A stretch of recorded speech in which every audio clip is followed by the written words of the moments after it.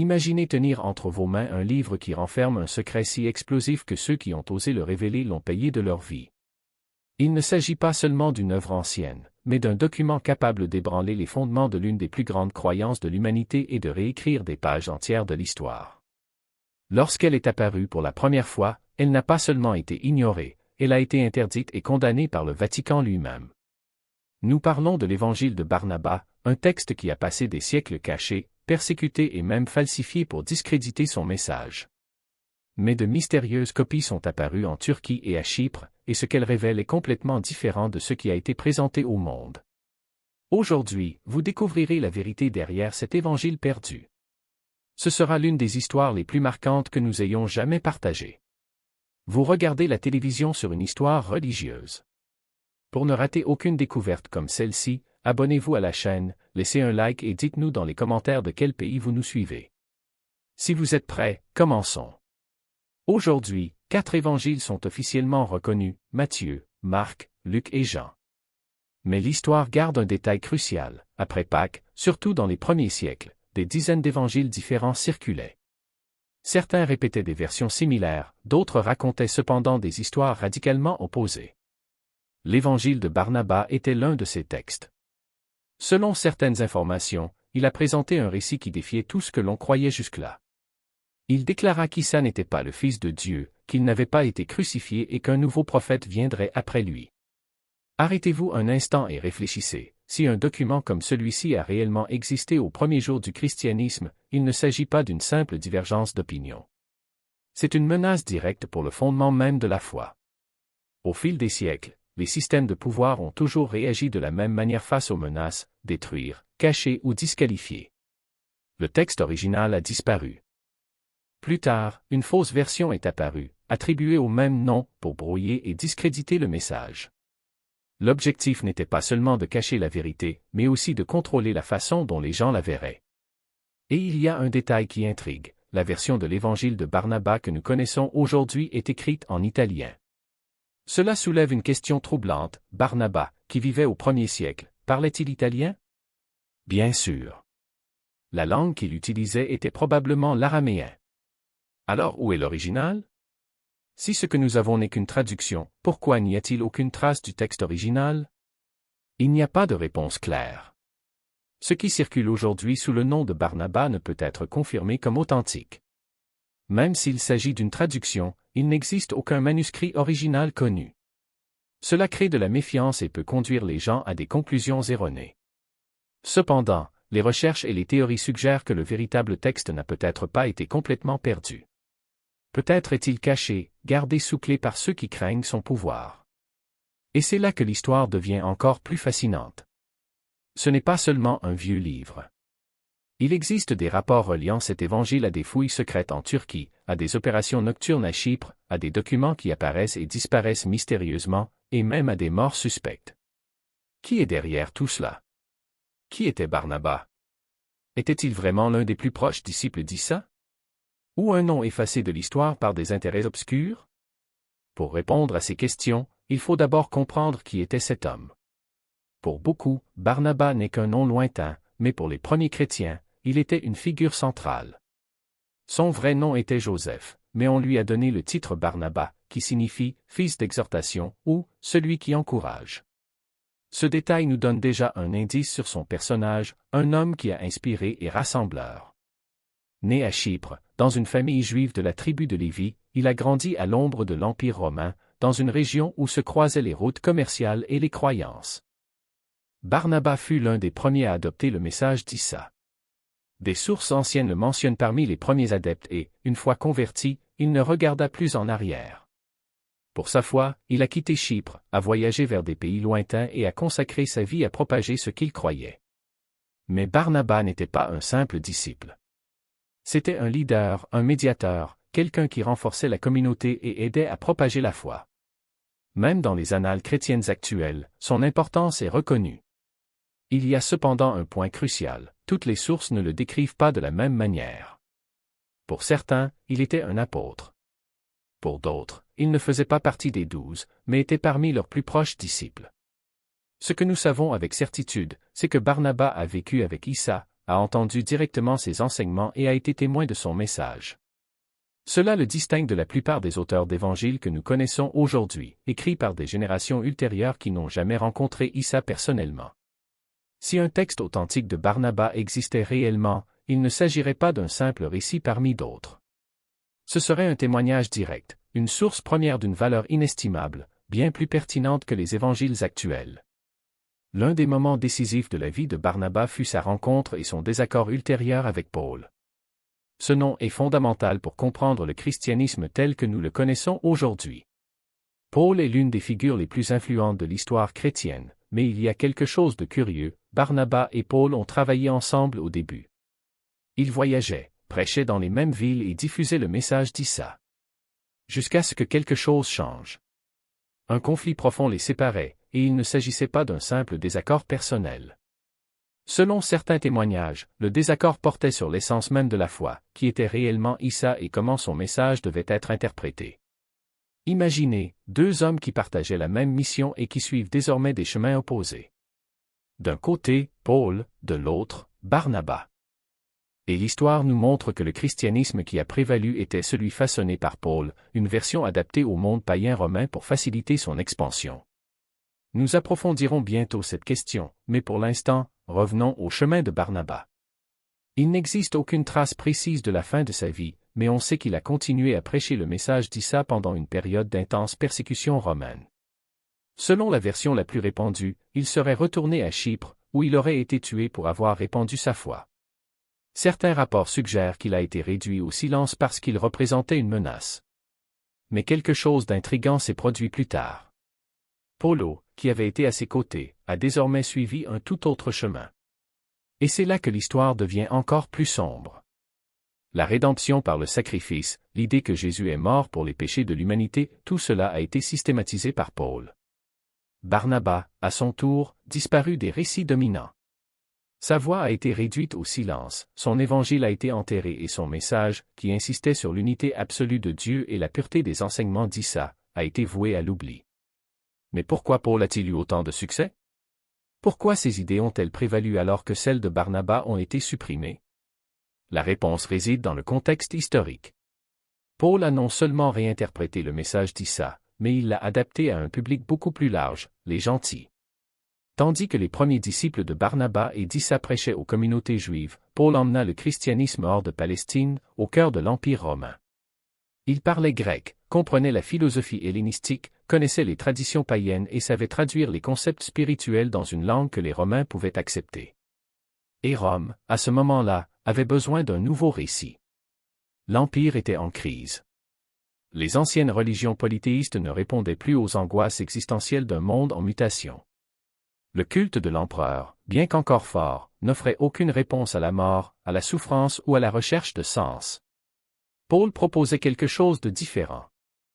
Une religion de salut personnel, une promesse de vie éternelle, une communauté qui accueillait tout le monde, riches et pauvres, libres et esclaves, hommes et femmes. Et surtout, une théologie qui ne contestait pas directement le pouvoir romain, mais le complétait. Tandis que Barnabas insistait sur la pureté du message originel, Paul construisait un pont entre le judaïsme et l'hellénisme. Il a transformé Issa en Christ, le Messie juif en sauveur universel. Il a remplacé la loi mosaïque par la foi en la grâce divine. Et surtout, il a doté le christianisme d'une structure organisationnelle qui le rendait résilient. Les églises qu'il fonda ne dépendaient pas d'un territoire ou d'une ethnie, mais d'un réseau de communautés unies par la foi. C'était la clé de leur survie. Mais il y a un détail troublant dans cette histoire. Paulo n'a jamais rencontré Issa. Il n'a jamais entendu leurs sermons, n'a jamais été témoin de leurs miracles, n'a jamais ressenti leur présence. Tout ce qu'il savait provenait de rapports d'autrui ou de sa propre interprétation. Et pourtant, c'est lui qui a défini ce que deviendrait le christianisme. Tandis que Barnabas, qui vivait avec les disciples directs d'Issa, était effacé de l'histoire, Paul, le persécuteur converti, devint l'architecte de l'une des plus grandes religions du monde. Qu'en est-il de l'évangile de Barnabas? Pourquoi a-t-il été caché, banni, persécuté? Parce qu'il représentait une menace. Pas seulement pour l'Église institutionnelle, mais pour toute la construction théologique que Paul avait érigée. L'évangile de Barnabas ne parle pas d'un Dieu trinitaire. Il ne mentionne pas la crucifixion comme sacrifice rédempteur. Il ne présente pas Issa comme un fils de Dieu, mais comme un prophète envoyé par Allah. Dans ces pages, Issa nie être le Messie, prédit la venue de Mahomet et réaffirme l'unicité divine. Autrement dit, il démonte point par point la théologie paulinienne. Pas étonnant qu'il ait été supprimé. L'Église ne pouvait pas permettre qu'un texte comme celui-ci circule librement. Si l'évangile de Barnabas était accepté comme authentique, l'édifice tout entier du christianisme occidental s'effondrerait. La doctrine de la Trinité, le salut par la croix, la divinité du Christ, tout cela serait remis en question. Et, dans un empire qui avait déjà adopté le christianisme comme religion officielle, cela serait une catastrophe politique. Mais l'histoire ne s'arrête pas là. L'évangile de Barnabas n'a pas complètement disparu. Des copies ont survécu en secret, passées de main en main par des communautés qui refusaient d'accepter la version officielle. Au XVIe siècle, l'un d'eux arriva en Espagne, où il fut traduit en italien et en espagnol. Un autre exemplaire a été retrouvé en Turquie, dans un monastère arménien. Et bien que l'Église ait tenté de détruire toutes les versions, certaines ont survécu, comme l'écho persistant d'une vérité qui refusait de mourir. Maintenant, la question brûlante, si l'évangile de Barnabas est authentique, pourquoi n'a-t-il jamais été inclus dans la Bible? La réponse est simple, parce que cela ne servait pas les intérêts de l'Église institutionnelle. Cela n'a pas servi les empereurs qui ont utilisé le christianisme pour unifier l'Empire. Cela n'a pas servi les théologiens qui façonnaient la foi selon leur propre vue. Et surtout, cela n'a pas servi Paul, l'homme qui a transformé un message spirituel en une religion de pouvoir. Barnabas fut réduit au silence. Son évangile a été enterré. Mais sa voix résonne toujours, comme un murmure entre les lignes de l'histoire. Et si nous écoutons attentivement, nous pourrions entendre, ce n'est pas ainsi qu'Issa l'a enseigné, dit ça, mais pas les évangiles que nous connaissons aujourd'hui. Le Coran parle d'un injil, un livre révélé, et non un recueil de récits humains, déformés par le temps et les opportunismes politiques. Et voici la vérité inconfortable, ce que nous appelons la Bible n'est pas l'injil original. C'est une mosaïque d'interprétations, de choix arbitraires et d'adaptations au service d'intérêts qui n'ont rien à voir avec le pur message d'Issa. Le concile de Nicée n'était pas une réunion en quête de vérité. Il s'agissait d'une opération d'ingénierie religieuse. Constantin n'a pas convoqué ses évêques pour découvrir qui était Issa, il les a réunis pour décider qui devrait être Issa. Et le choix était clair, un Dieu, pas un prophète, un sauveur divin, pas un messager humain. Pourquoi? Parce qu'un Dieu s'intègre mieux dans le panthéon romain. Parce qu'un fils de Dieu pouvait être vénéré aux côtés d'Apollon, de Mithra et de tous les autres dieux solaires qui dominaient déjà l'imagination de l'Empire. Parce qu'un prophète, aussi inspiré soit-il, ne parviendrait pas à unifier un empire en train de s'effondrer. Mais un Dieu? Un Dieu pourrait être utilisé. Et ainsi, la voix d'Arius, la voix de ceux qui insistaient sur un Dieu unique et sur Issa comme son serviteur fut réduite au silence. Non pas par des arguments théologiques, mais par décret impérial. Les textes défendant ce point de vue ont été brûlés. Les adeptes, persécutés. Et que restait-il? 4 évangiles, sélectionnés non pour leur fidélité à la parole d'Issa, mais pour leur compatibilité avec le projet de Constantin. Des évangiles qui, des siècles plus tard, seront présentés comme inspirés, alors qu'en réalité ils n'étaient qu'utiles. Mais l'histoire ne s'arrête pas à Nicée. Cela se répète, siècle après siècle, à chaque tentative de contrôle de la foi. En 366, le pape Damas Ier interdit l'évangile de Barnabas, le qualifiant d'apocryphe, un texte dangereux car contredisant le récit officiel. Pourquoi? Parce que Barnabas parlait d'Issa comme d'un prophète et non comme d'un Dieu. Parce qu'il a préservé l'essence du monothéisme, cette même essence qu'Arius avait défendue et que l'Empire avait enterrée. Ainsi, ce qui aurait pu être le véritable message d'Issa a été enfermé dans des coffres-forts, brûlé dans des feux de joie, effacé de la mémoire collective. Aujourd'hui, lorsque nous ouvrons les évangiles canoniques, nous lisons des paroles attribuées à Issa. Mais qui les a écrits? Personne ne le sait. Quand ont-ils été écrits? Des décennies, peut-être plus d'un siècle après sa mort. Par qui? Par des mains anonymes, qui ne l'ont jamais vu, qui n'ont jamais entendu directement sa voix. Et pourtant, ces paroles sont présentées comme s'il s'agissait de la parole de Dieu. Comme s'il n'était pas passé par les filtres humains, les intérêts politiques, les inévitables distorsions lorsqu'une histoire est racontée et redite pendant des générations. Comparez cela avec le Coran. Chaque mot a été préservé sous la supervision du prophète Mohammed lui-même, récité à haute voix, mémorisé par milliers, vérifié et revérifié. Il n'y a pas d'anonymat. Il n'y a pas d'intervalle de plusieurs décennies entre la révélation et l'enregistrement. Il n'y a pas de conseil qui décide de ce qui est vrai et de ce qui est faux sur la base d'opportunisme politique. Il n'y a que la parole de Dieu, transmise avec une chaîne de transmission aussi claire que l'aube. Et voici la question brûlante. Si les évangiles que nous avons aujourd'hui ne sont pas l'injil original, s'ils ont été écrits par des inconnus, des siècles après les événements, s'ils ont été édités, sélectionnés et manipulés pour servir un empire, alors que reste-t-il du message d'Issa? Où est sa voix, ni celle de Paul, ni celle de Constantin, ni celle des théologiens qui ont façonné le christianisme à l'image de Rome? La réponse est dans le silence. Ce qui a été supprimé. Dans ce qui était interdit. Dans l'évangile de Barnabas, dans les textes gnostiques, dans les voix que l'Empire tentait d'étouffer. Et surtout dans la question posée par Arius et à laquelle on n'a jamais répondu, Issa était-il vraiment le Fils de Dieu ou a-t-il été transformé en un fils pour servir le pouvoir? L'histoire ne ment pas. Elle espère juste que quelqu'un aura le courage de l'écouter. N'a pas seulement été sauvé. Il était étudié en silence, comme un secret qui pouvait ébranler les fondements du monde. Hamza Hodja n'était pas un simple traducteur. C'était un homme qui, en déchiffrant ces lignes, comprit qu'il tenait entre ses mains non seulement un texte ancien, mais une vérité enfouie depuis des siècles. Et les vérités enfouies ont tendance à refaire surface, peu importe le nombre de fois où vous les enterrez. Le manuscrit trouvé à Arnak n'était pas n'importe quelle copie. C'était l'un des 4 mentionnés dans l'évangile de Barnabas lui-même. 4 exemplaires, répartis dans le monde entier, attendent le bon moment pour être révélés. Et il y en avait un, préservé non pas par hasard, mais par une chaîne invisible de gardiens qui, génération après génération, savaient que ce livre ne pouvait pas être détruit. Cela ne pouvait pas être oublié. Car y était écrit ce que le pouvoir a toujours craint, la vérité sur Issa, sans la couronne de divinité qui lui a été imposée, sans la croix qui ne l'a jamais portée, sans le nom qui n'était pas le sien. Mais comment un livre interdit au IVe siècle a-t-il refait surface au XXe siècle, dans une grotte du sud-est de la Turquie? La réponse réside dans la géographie. Cette région, où les montagnes s'élèvent comme des murs naturels, a toujours été un refuge pour ceux qui portent des secrets. Des premiers chrétiens persécutés par Rome aux hérétiques qui rejetaient la doctrine de Nicée, en passant par les gnostiques et les disciples d'Arius, chacun y trouva sa cachette. Et il n'en était pas autrement avec les gardiens de l'évangile de Barnabas.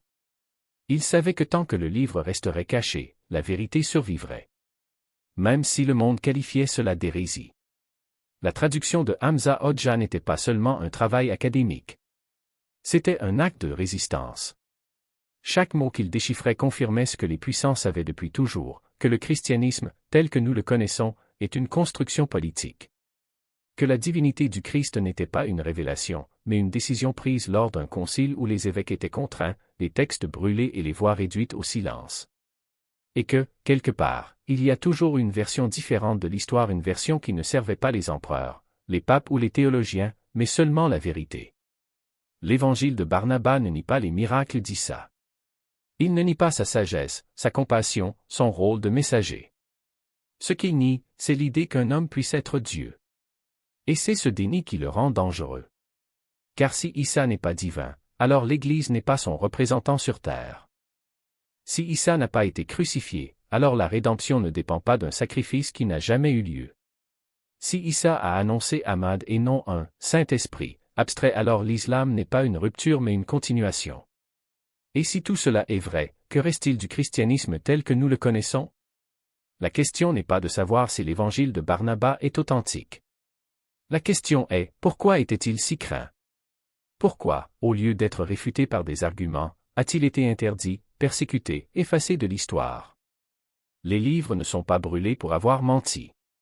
Des livres sont brûlés parce qu'ils disent des vérités que le pouvoir ne veut pas entendre. Et le monde n'est pas encore prêt à affronter la vérité de l'évangile de Barnabas, Issa n'a jamais été le Fils de Dieu. Que la croix était une erreur. Que le prophète promis est venu après lui.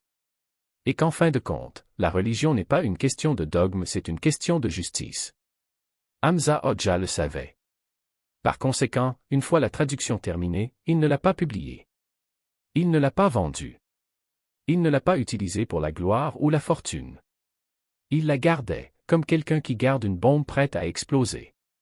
Parce que certaines vérités ne sont pas destinées à être partagées, elles sont censées être protégées jusqu'à ce que le monde soit prêt. Et peut-être que ce jour n'arrivera jamais. Peut-être que l'histoire continue d'être écrite par les vainqueurs, et que les évangiles canoniques continuent d'être les seuls acceptés, tandis que les autres sont qualifiés de faux, de fraude, d'hérésie. Mais l'histoire a aussi ses moments d'ironie. Le même empire qui a tenté d'effacer l'évangile de Barnabas au IVe siècle se trouve maintenant contraint de reconnaître son existence non par foi, mais par peur. Le Vatican, qui a nié son authenticité pendant des siècles, surveille aujourd'hui chaque découverte, chaque mention, chaque fragment qui émerge. Parce qu'il sait que si ce livre est vrai, alors tout ce qui a été construit sur la divinité du Christ s'effondre. Et il n'y a pas de conseil, pas de pape, pas d'armée qui puisse arrêter cela. Le manuscrit d'Urnak n'est pas seulement un texte ancien. C'est un miroir. Et quand nous le regardons, nous ne voyons pas seulement Issa, nous nous voyons nous-mêmes. Nous voyons ce que nous choisissons de croire. Nous voyons ce qu'on nous a appris à craindre. Et surtout, nous voyons ce que nous n'avons pas encore eu le courage de remettre en question. Parce que la vérité n'a pas besoin d'autorisation pour exister. Elle attend juste. Et parfois, il sort des grottes où il était caché, non pas pour être adoré, mais pour être entendu. Si c'était quelque chose de courant, pourquoi ce silence? Pourquoi ces murs d'acier, ces gardes de sécurité armés, ces blocs de signalisation? Ne cachez pas l'évidence. N'enterrez pas la lumière. La maison rose de Tarse n'était pas une maison. C'était une porte. Et derrière elle, quelque chose qui ne voulait pas être trouvé ou que quelqu'un ne voulait pas être vu. Les archéologues anonymes parlaient de fréquences qui vibraient dans les os, d'équipements qui tombaient en panne comme sabotés par des mains invisibles. Les habitants ont décrit des voitures qui démarraient toutes seules, comme si une étrange énergie les traversait. Et les hommes politiques, ceux qui auraient dû y avoir accès, sont restés dehors, n'entendant que « attendez ». Le président parlera. Comme si la vérité était un secret d'État. Comme si ce qui se trouvait là-bas n'appartenait pas à l'histoire mais au pouvoir. Mais le pouvoir n'enterre pas seulement des reliques. Enterrez les doutes. Et les doutes, lorsqu'ils sont suffisamment profonds, finissent par se déterrer. En 2016, alors que les fouilles à Tarse se poursuivaient en secret, un autre brin de la même toile se déplaçait à des milliers de kilomètres. Au Vatican, un document interne a été divulgué non pas à la presse, ni aux fidèles, mais à un petit groupe de chercheurs indépendants. Dans celui-ci, une phrase vague, presque un murmure bureaucratique, les coordonnées de Tarse ont été confirmées. Procédez avec prudence. Ce n'était pas un ordre. C'était une reconnaissance. Quelqu'un, quelque part, savait déjà ce qu'il y avait sous cette maison rose. Et je savais que ce n'était pas seulement un manuscrit. Parce que les manuscrits n'émettent pas de fréquence. Ils ne font pas démarrer les voitures elles-mêmes. Ils n'exigent pas que les généraux suppriment leur nom des anciennes vidéos. Ce qu'il y avait là-bas n'était pas un texte. C'était une clé. Et les clés, une fois trouvées, ouvrent plus que des portes. Ils ouvrent des abîmes. Kutlu Adali le savait. C'est pourquoi il a écrit. C'est pourquoi il a été réduit au silence. Hamza Pectus le savait aussi. C'est pourquoi il a caché son nom pendant des décennies. Et l'évêque de Chypre, en 477, a rêvé de Barnabas, non pas par hasard, mais parce que certaines vérités sont tenaces. Ils reviennent. Ils insistent. Ils frappent aux portes des monastères à minuit, avec des hommes armés et des questions sans réponse. Maintenant, demandez-vous, que feriez-vous si vous saviez que sous vos pieds se trouve quelque chose qui peut tout changer? Quelque chose que les gouvernements cachaient, que les églises craignaient, que les historiens étaient payés pour ignorer? Voudriez-vous détourner le regard? Où creuseriez-vous? Parce que la terre ne garde pas de secrets pour toujours. Elle attend juste le bon moment pour les rendre. Et ce moment est peut-être déjà arrivé. Et puis, le silence se brise. Pas avec des mots, mais avec des corps. Pas avec des explications, mais avec des accidents. Un hélicoptère qui s'écrase dans la neige épaisse de Karam Amara, comme si le vent lui-même avait été payé pour effacer les témoins. 6 vies effacées d'un coup, dont celle de Musin Yaskolu, un homme qui n'avait pas peur de s'exprimer.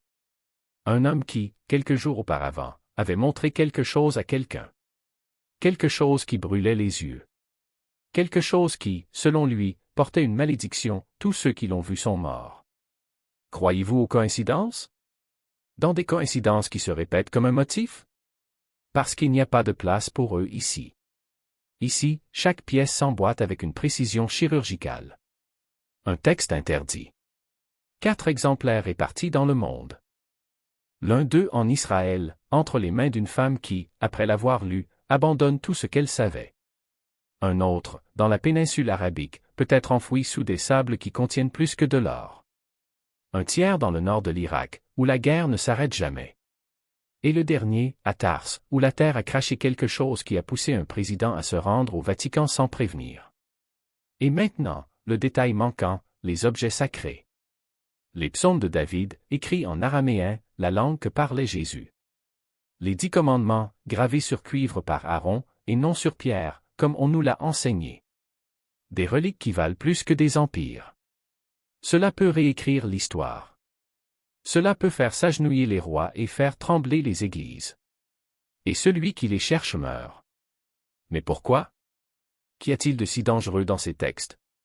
Pourquoi le Vatican, en 2016, a-t-il ressenti le besoin de dire au monde qu'il n'avait pas l'évangile de Barnabas, avant même que quiconque ne le lui demande? Pourquoi, des siècles auparavant, ont-ils brûlé des copies, persécuté ceux qui les conservaient, et, ne parvenant pas à les détruire, ont-ils inventé une fausse version? Pourquoi, en 1982, un pasteur a-t-il trouvé un manuscrit en Akari et l'État l'a-t-il pris comme s'il s'agissait d'une bombe sur le point d'exploser? Pourquoi, en 2009, un hélicoptère s'est-il écrasé avec un homme qui avait vu des photos du texte? La réponse réside dans la question que personne n'ose poser à voix haute, et si tout ce qu'on nous enseigne était faux? Et si l'histoire n'était pas celle qu'on nous a racontée? Et si les piliers de la foi, du pouvoir et de l'ordre mondial étaient soutenus par des mensonges soigneusement construits? Parce que la vérité n'est pas seulement dangereuse. Elle est gênante. Elle démantèle les empires. Elle fait perdre les couronnes aux rois. Cela transforme les hérétiques en prophètes et les saints en imposteurs. Et lorsqu'ils menacent d'émerger, ceux qui le gardent font de grands efforts pour le maintenir enfoui. Que ce soit avec le feu, avec le silence, ou avec une fausse version si bien faite que même ceux qui cherchent la vérité finissent par y croire. Mais la terre, celle-là, ne ment pas. Elle rend ce qui lui a été confié. Et maintenant, c'est peut-être à notre tour de creuser. Demandez. Regardez ce qui était toujours devant nous, mais cela nous faisait détourner le regard. Parce que l'évangile de Barnabas n'est pas qu'un livre. C'est une clé. Et les clés ouvrent des portes que certains préféreraient rester verrouillées pour toujours. Et ce qui reste est l'écho de ce que l'on a tenté d'effacer. 15 jours. C'est le temps qu'il restait à Yasklu entrevoir les photographies et se faire réduire au silence.